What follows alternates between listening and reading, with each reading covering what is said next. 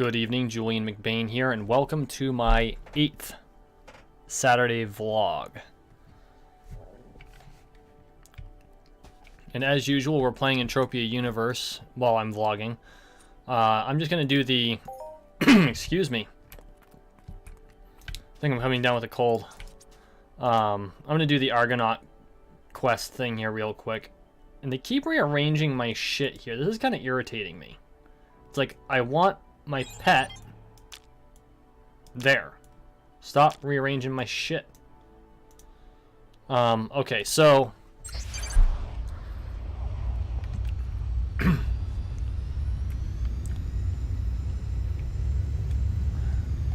you know, the sad part is I actually had the perfect topic for this vlog this morning, and I forgot to write it down. I know I should know better. Always write this stuff down, but I forgot. I did.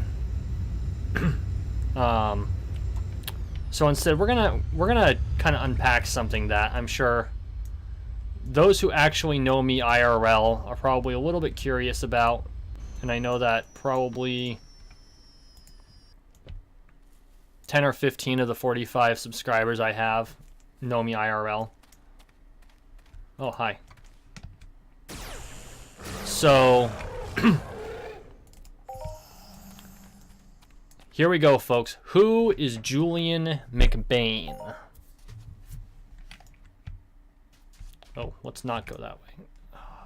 Did I just freeze up? Oh, shit. Okay. Walk out, walk in, walk right back out. At least the Argonaut didn't come back. Who is Julien McBain? So, if you've watched some of my older videos, the World of Warcraft ones, everyone calls me Paul, and yes, that is my actual given name. Julien is not my legal name, but it is the name that I use here. And I've got a variety of reasons for deciding to use a pseudonym, not the least of which is it's the name I've produced all of my creative content under, from being an author, both for articles and for YouTube. And it's my SCA persona, so my SCA friends can all find me under the name. Back when I did Steampunk, I was originally Julian Harrison there, but I changed it to McBain just kind of to streamline everything. So now I'm Julian Alexander Harrison McBain.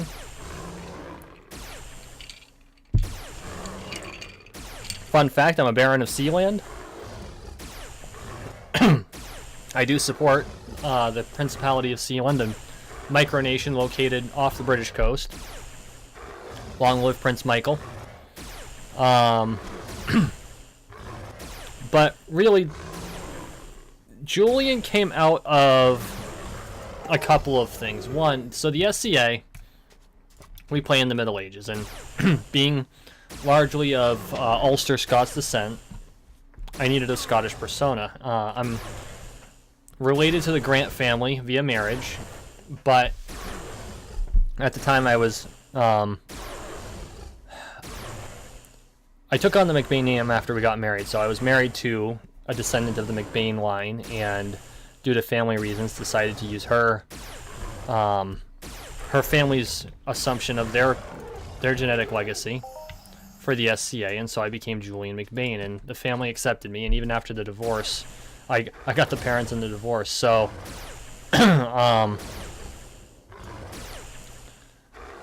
what ended up happening is I became Julien McBain, and that name kind of stuck. And when we published our first book, I used McBain instead of Harrison, and so because of that, I just kind of ran with it. This was probably 7 or 8 years ago now.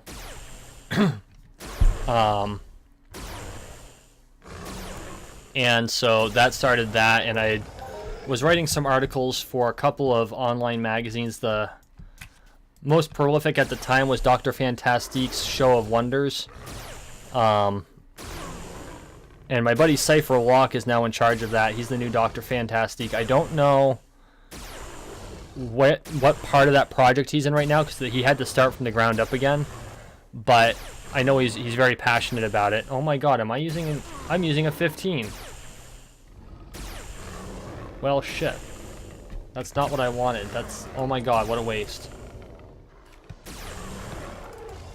How the hell did that happen?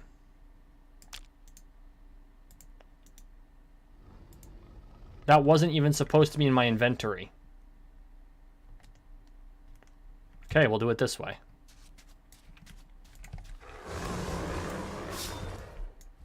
I don't know how this one aggroed before this one, but that's okay. But anyway, so you know, I wrote under the name, and I was in the SCA under the name, and my steampunk friends, after I decided to take on McBain and kind of align everything, I turned Harrison into kind of a hyphenation or a middle name, because I was Julian Harrison, as I have been reminded from time to time. And so I became Julian Alexander Harrison McBain, and my desire to support Sealand, I became a Baron of Sealand. I did do an interview with Prince Michael, and I published it under the name Julian. I think I did it under the name Julien McBain. It might have been under Harrison, but I think it was McBain. And that was a lot of fun, being able to talk to someone who had been through as much as Prince Michael had.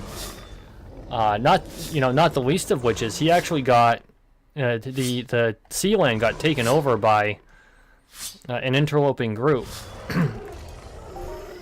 including one treasonous national, and so Prince Michael had been thrown basically into a room and just kind of left there, and they considered tossing him overboard, so he was in actual mortal danger.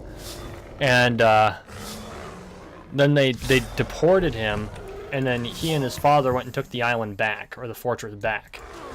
And it's a great story. I know that Prince Michael published the story online, or not online, into a book. It's something that I really need to pick up and read.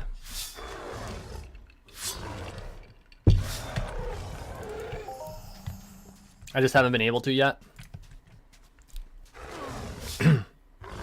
So that's where Julien McBain comes from. My legal name is Paul. I'm not going to give you my last name. I'm going to hold on to that scrap of pseudonymity for the time being, at least.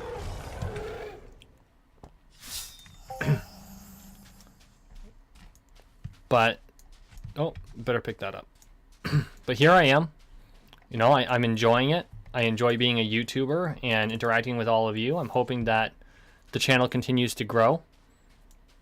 In 6 months, I've gone from the 6 subscribers I had, my good friends, all of them guildies, to 45. So I want to thank all of you. It's just been nice. It's just been nice. Speaking of pseudonymity, that's something that I actually wrote about today. As you all, I'm sure, know by now, I'm working on a scholarly paper with my highfalutin associate's degree on how I believe that video games don't actually affect personality. I think they allow the personality to come out because it's a safe place to do so. And to go along with that, one aspect of that, of course, is the fact that you're anonymous. You know, no one knows who you actually... Come on. No one knows who you actually are. And so, because of that, you are able to act more like yourself than you can in regular society. You don't have to have those social shields that people put on, those masks that people put on to interact with everyday life. And maybe that's just me as an introvert. I know I hear it from a lot of introverted people. Maybe I need to talk to some extroverts. If any of you out there are extroverts, please let me know if this is not how you feel, because being an introvert, and being a sharp introvert, believe it or not, despite the fact that, yes, I hold a job where I work with the public and I have to be very good with the public, and I do things where I have to be able to persuade people in a non-manipulative manner and build relationships like that. In reality, I'm actually a very sharp introvert, and so that definitely makes life interesting, but it makes me feel like you have to wear a mask to deal with society. If you're an extrovert and that's not how you feel, I would love to know, well, bollocks.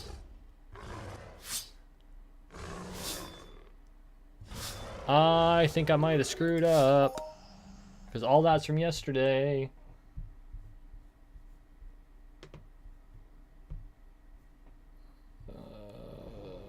Fuck me sideways.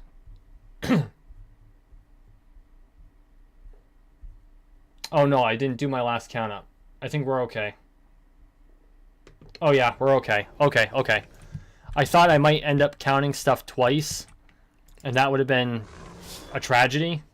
And like a lot of this is gonna have to be not counted because all of that I already had in inventory. That I didn't. I don't think anything in here I needed. Because I upgraded my Laconian sword just to see what it would be like at tier 1.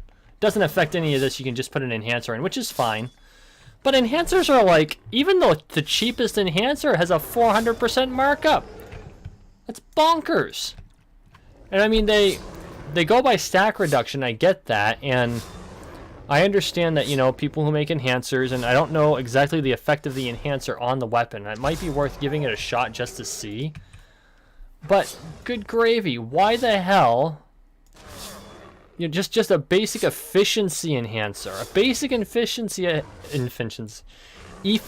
enhancer has like an 800% markup. That makes it so not worth it. Like, really? I mean, I get it. You have to craft them. They take a lot of materials. They're not super...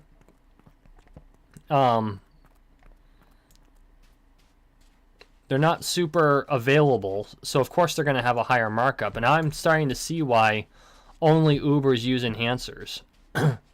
So I spent maybe like 10 ped worth of materials, you know, $1 to $2 on getting it upgraded the one time. I'm not going to really grouse about lost money or anything like that, but still, it blew my mind. But anyway, I was on pseudonymity and anonymity on the internet. I mean, really,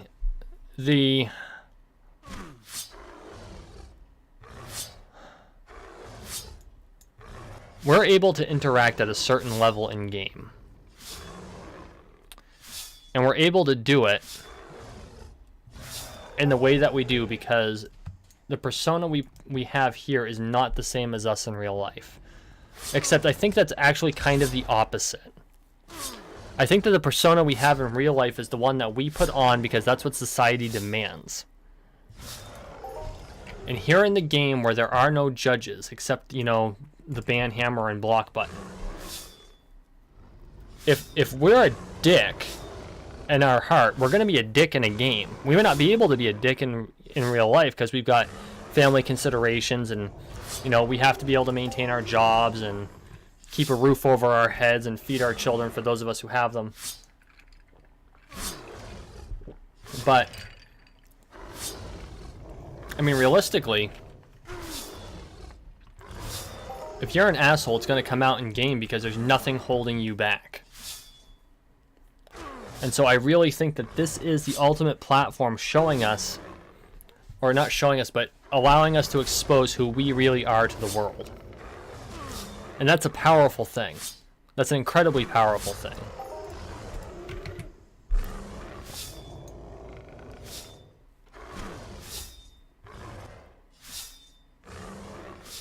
I just think it's food for thought, and I found a work on anonymity in the internet, and this is dated back in like 2004. So we're talking the internet was young in 04. We're talking some real dial-up shit there. Well, by that time DSL had come through, and they were starting to play with, I think they were starting to play with cable internet. I can't remember quite perfectly. My family at home had dial-up internet till like 2009. I mean, yeah, that bad. No, they might have had it longer than that. They might have had it through 2010 and beyond. Because when I left, because I left from Vermont, went to North Dakota for a number of years. I can't recall if they had dial-up or DSL by then. I know where I was, I had broadband, but we paid for it. And it was a lot more expensive back then. Or it was the same price, but $50 just went a lot longer. $50 was worth a lot more back in, 2010 than it is today. inflation and all that.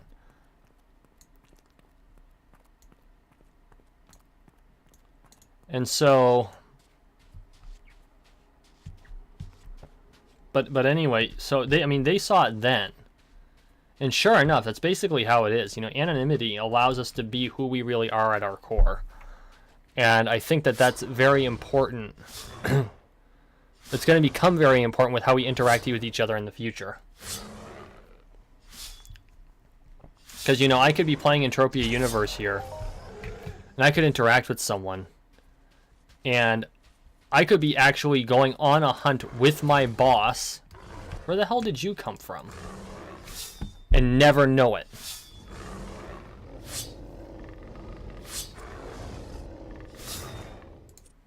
Or I could be taxiing Vladimir Putin to Toulon and never know it. I doubt Vladimir Putin plays Entropia Universe, although if Vladimir Putin does play Entropia Universe, I think that would actually be both awesome and hilarious. Not that I'm a supporter of the way the Russian government is run, but you know, Putin's kind of got like a personality cult behind him. You know, he's all at once this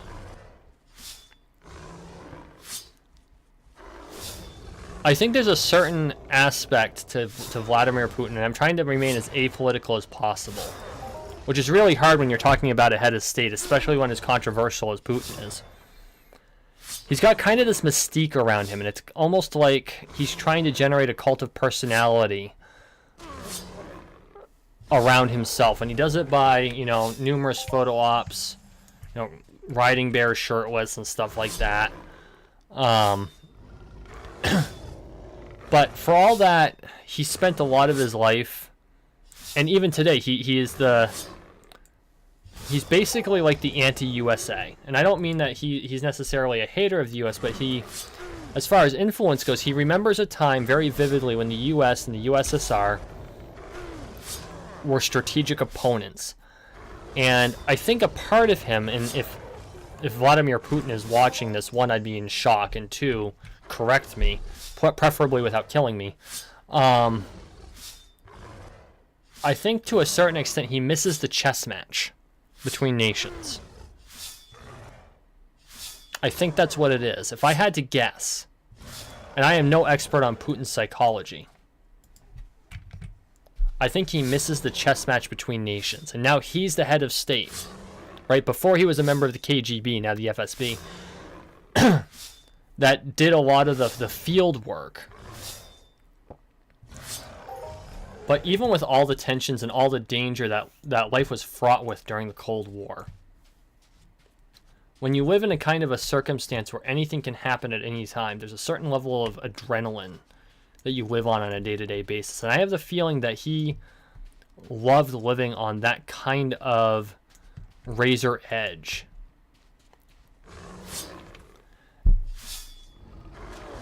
And so if I had to make a guess, he's trying to rekindle that.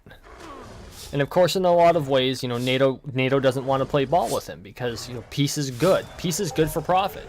Of course, war is good for profit, but war is also good for killing a lot of people, which is counterproductive, to say the least, not to mention completely anti-human. But I think I pissed a bunch of things off here.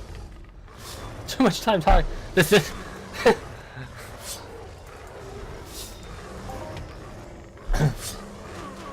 is karma. This is karma. That's what this is.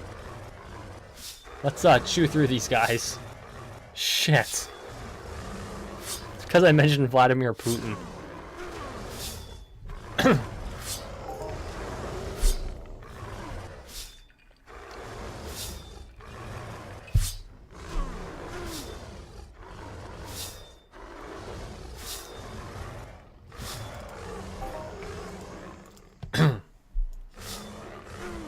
And for those of you wondering, you know, do I idolize Vladimir Putin or anything like that? Absolutely not.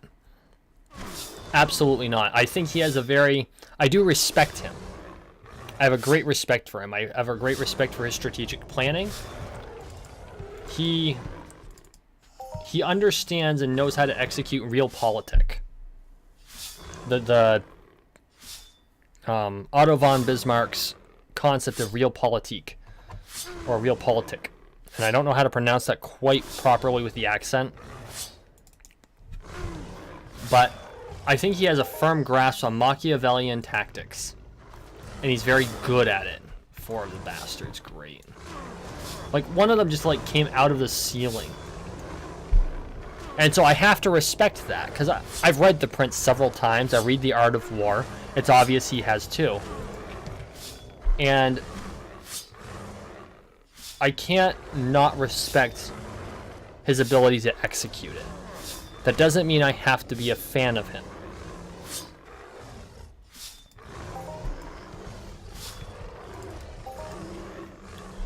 I think that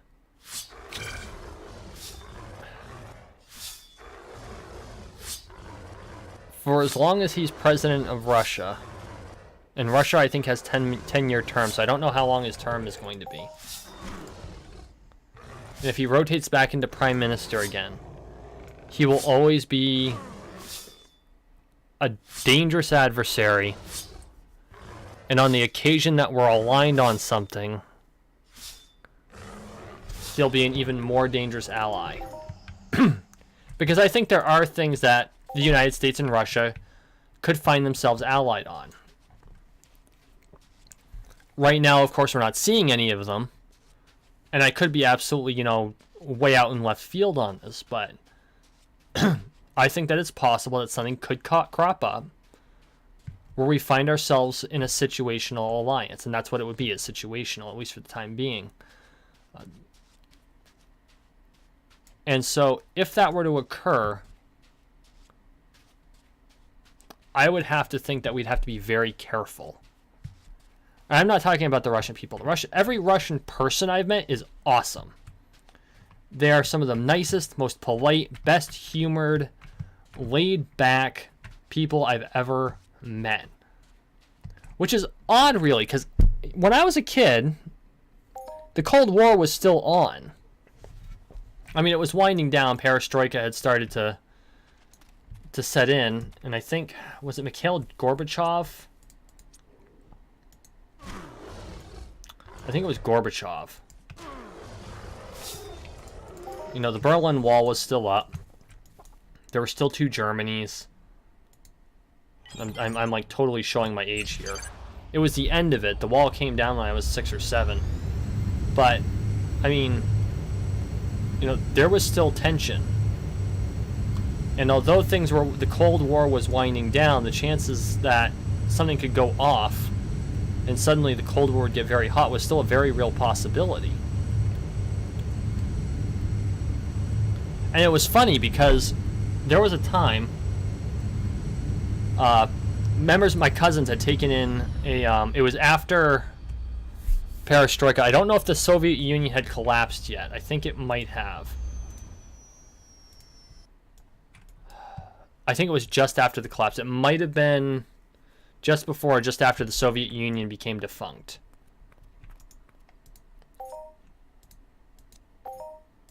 But it didn't matter. My cousins had taken a Russian foreign exchange student in. And she was a high school student, I believe, 14 or 15. I think I was 7 when I met her.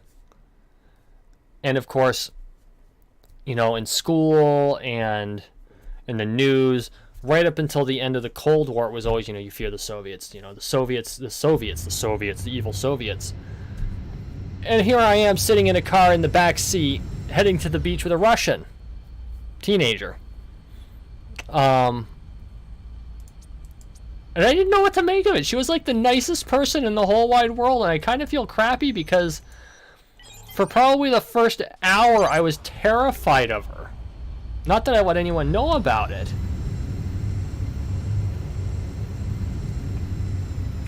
And, it was quite an experience. And that was my first experience with a Russian. Going to the beach with a Russian teenager. I was 7 or 8 years old.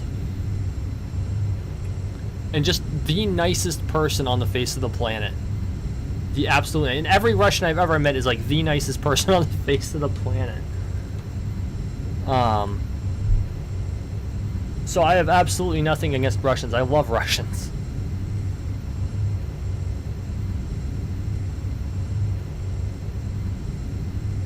So, yeah, I still feel guilty about being terrified of this poor teenage girl. To be fair, I was 7.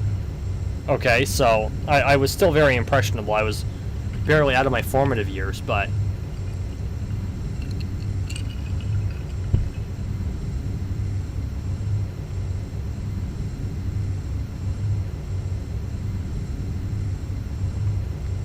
we're gonna head on back. I think we're gonna draw this one to a close here pretty quick.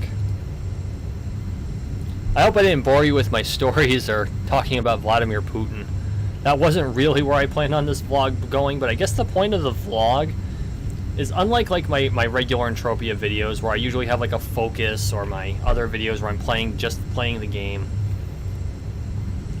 this is kind of like my spew session. I can just like talk about whatever comes to mind. And I'm still going to try to avoid certain topics, you know, the real hot button issues, although I'm not sure how much longer I can stay out of that. Because, you know, shit's getting real in the United States of America. But I like this outlet. And I appreciate those who put up with me and let me have this outlet. In an upcoming vlog, I am going to have a survey, or I might just put it as part of... Oh yeah, I keep trying to walk up that wire, and you can't. Kind of disappointing, actually. Okay, we're going to call it here. I'm at Icarus. Thank you for watching. Thank you for listening. Please like, share, and subscribe. All of it helps. I really appreciate it. The support has been amazing. I'm hoping to grow the channel even better in the future. You all have a wonderful night.